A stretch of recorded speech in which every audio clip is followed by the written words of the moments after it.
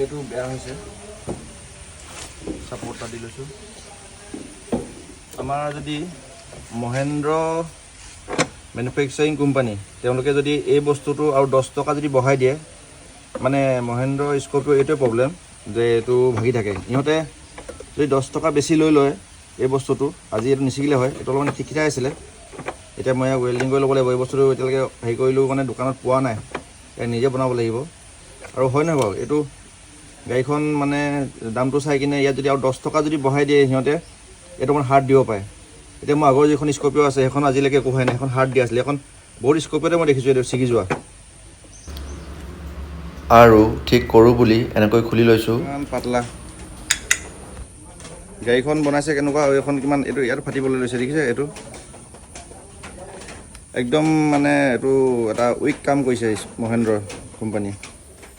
আমি সকলোৱে আজি অন্নপ্ৰসন্ন খাবলৈ যাম বুলি মই গাড়ীখন ঠিক কৰি ল'লোঁ আৰু কাৰণ ঠিকনা নাই ক'ৰবাত হয়তো ছিগি গ'লে অলপ প্ৰব্লেম হ'ব পাৰে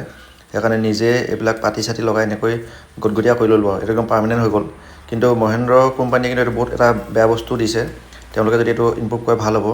আৰু ফিটিং মানে কৰাৰ পাছত এনেকৈ হাৱাটো খোলাৰ পাছত মই গাড়ী ষ্টাৰ্ট দিলোঁ ষ্টাৰ্ট হৈ গ'ল আজি ক'ত আমি অন্নপ্ৰসন্ন খাবলৈ যাম আপোনালোকক ইয়াৰ পাছত মই ভিডিঅ' দেখাই আছোঁ ধন্যবাদ